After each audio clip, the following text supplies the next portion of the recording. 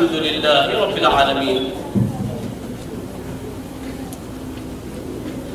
میرا دل اور میری جان مدینے والے، تجھ پہ 100 جان سے قربان مدینے والے۔ سب سے اولا و اعلیٰ ہمارا نبی، سب سے بالا و بالا ہمارا نبی، اپنے مولا کا پیارا ہمارا نبی، دونوں عالم کا دلہا ہمارا نبی۔ ابو بکر، فاروق و عثمان، حیدر و حسنین، ابو بکر، فاروق و عثمان، حیدر و حسنین، مظہر رب جلیل، اصل میں معراج ایمان ان کا کہلانے میں۔ علی مال منستو ونم غلام علی، 1000 جان گرامی فدا بنام علی۔ لخمسۃ اطفی بها حر الوباء الحاتمہ، المصطفیٰ والمرتضیٰ وابناہما والفاطمہ۔ بے دم یہی تو 5 ہے مقصود کائنات، خیر النساء حسین و حسن مصطفیٰ علی، خیر النساء حسین و حسن مصطفیٰ علی۔ واہ سیف ایمان ہے میرا خادم غوث الثقلین، سیف ایمان ہے میرا خادم غوث الثقلین۔ در بدر ہو نہ سکا نام تمہارا لے کر، در بدر ہو نہ سکا نام تمہارا لے کر۔ جناب پیر سا اب کوئی آقا ہو نہیں سکتا، جناب پیر سا اب کوئی آقا ہو نہیں سکتا، یہ وہ آقا ہے جن کا مثل پیدا ہو نہیں سکتا۔ جناب پیر نے ذمہ لیا ہے پردہ پوشی کا، جناب پیر نے ذمہ لیا ہے پردہ پوشی کا، مرید ان کا کسی صورت سے رسوا ہو نہیں سکتا، مرید ان کا کسی صورت سے رسوا ہو نہیں سکتا۔ بارگاہ رسالت والے رسالت میں درود پاک کا نذرانہ پیش کرے۔ اللہم صلی علی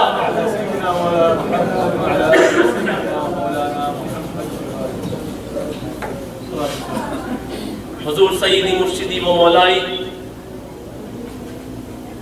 شہزادہ غوث الورا حضور بدر ملت حضرت علامہ مولانا سید شاہ بدر الدین قادری الجیلانی عظام اللہ تعالی ذلہ النورانی، اور واجب الاحترام بزرگان خانوادہ قادریہ، مشائخین عظام، علماء کرام اور انتہائی معزز سامعین و حاضرین، السلام علیکم ورحمۃ اللہ وبرکاتہ۔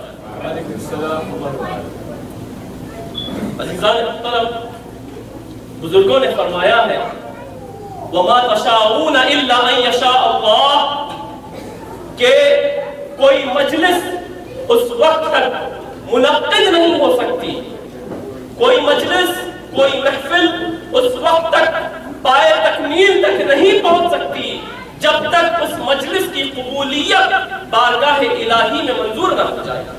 جب تک اللہ نہ چاہے کوئی مجلس پائے تکمیل تک نہیں پہنچ سکتی۔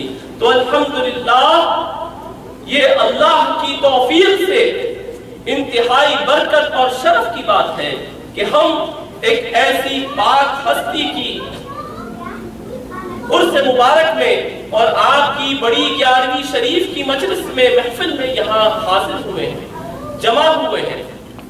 عزیزان محترم، جس آیت کریمہ کی تلاوت سے میں نے اپنے آپ کو مشرف کیا، اس میں اللہ عز و جل ارشاد فرماتا ہے انما یرید اللہ لیذھب عنکم الرجس اہل البیت، کہ اے نبی کے گھر والوں، یہ خدا کا ارادہ، خدا کے ارادے سے وابستہ ہے یہ بات کہ تمہیں خوب پاک صاف ستھرا کر دے اور آپ سے پلیدی کو، نجاست کو دور کر دے۔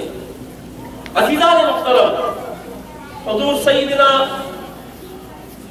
قطب ربانی ہیکل السمدانی صاحب الاشارات والمعانی قندیل نورانی سیدنا میرا محی الدین عبد القادر الحسنی الحسینی الجعفری الجیلانی الغوث الاعظم رضی اللہ تعالی عنہ کے کرامات اور آپ کے فضائل اور آپ کے مقامات کو انشاءاللہ تعالی ہم سنتے بھی رہیں گے، اور آگے بھی انشاءاللہ تعالی اس مجلس میں بھی ہم سب مستفید ہوں گے بزرگوں سے، اور بالخصوص حضور بدر ملت کے اقوال عالیہ سے۔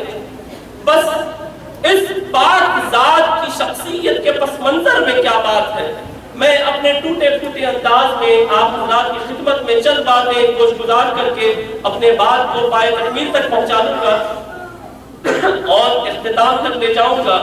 عزیزان محترم، اب اللہ تبارک و تعالیٰ ارشاد فرماتا ہے کہ میری ذمہ داری ہے، میں چاہتا ہوں کہ آپ کو پاک صاف کر دوں۔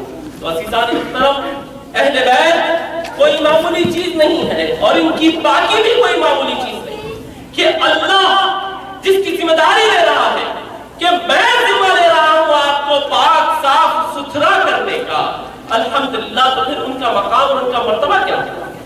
عزیزان محترم، اللہ عز و جل قرآن پاک میں ارشاد فرماتا ہے، سورہ طور کی 21ویں آیت میں ارشاد فرماتا ہے، والذین آمنوا واتبعتہم، اے جو لوگ ایمان کے ساتھ گزر گئے، والذین آمنوا واتبعتہم وذرہم بإیمان الحقناہم، اللہ تبارک و تعالی وہ لوگ جن کے اسلاف گزر چکے ہیں اور متقین میں سے تھے، تقوی گزار تھے، اللہ کی عبادتیں کیا کرتے تھے، اللہ کے مقبول بنتے تھے، اللہ ارشاد فرماتا ہے کہ جب وہ گزر جائیں تو الحقنا بہم، کہ اللہ تبارک و تعالی ان کی اولاد جو ان کی پیروی کرتی ہے، ایمان کے اندر، عمل کے اندر نہیں، عمل میں وہ بہت اعلیٰ،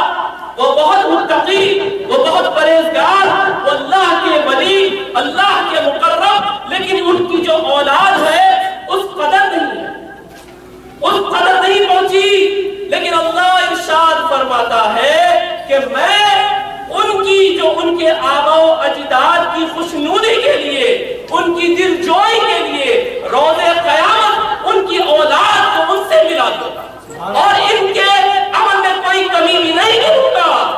اللہ اکبر، اللہ اکبر۔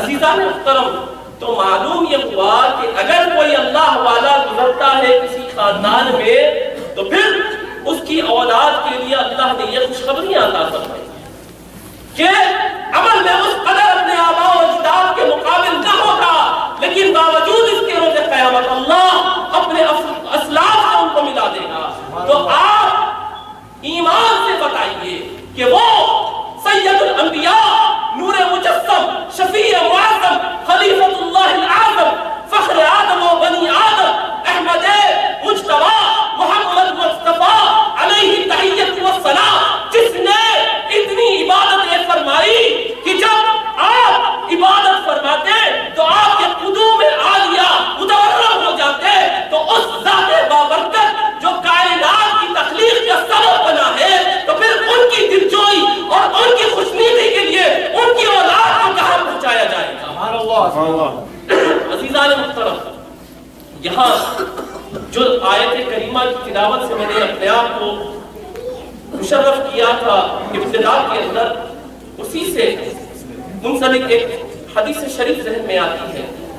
رسول پاک علیہ الصلوۃ والسلام حجۃ الوداع کے موقع پہ ارشاد فرماتے ہیں، انی تارک فیکم الثقلین، کہ میں آپ میں دو بھاری بھرکم چیزیں چھوڑ جاتا ہوں، کتاب اللہ و عطرتی، کہ میری کتاب اور میری اہل بیت، میری عطرت، میرے گھر والے، میری اولاد، اور ارشاد فرماتے ہیں جو ان کو تھامے رہے گا لن تضل بعدی، کہ جو کوئی اس قرآن مجید کو اور میری عطرت کو تھامے گا وہ کبھی گمراہ نہیں ہوگا، کبھی گمراہ نہیں ہوگا۔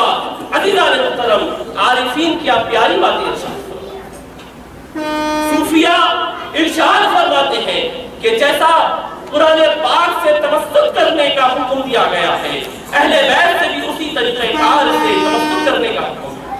اب قرآن پاک سے ہم تمسک کرتے ہیں، قرآن کا مقام ہے کہ قرآن کو پڑھنا بھی ثواب، اس کے اوپر سے انگلی کو گزارنا بھی ثواب، اس کی طرف اپنی نظروں کو ڈالنا بھی ثواب، اس کو سر پہ رکھنا بھی ثواب، اس کو چومنا بھی ثواب، اس کی تعظیم کرنا بھی ثواب۔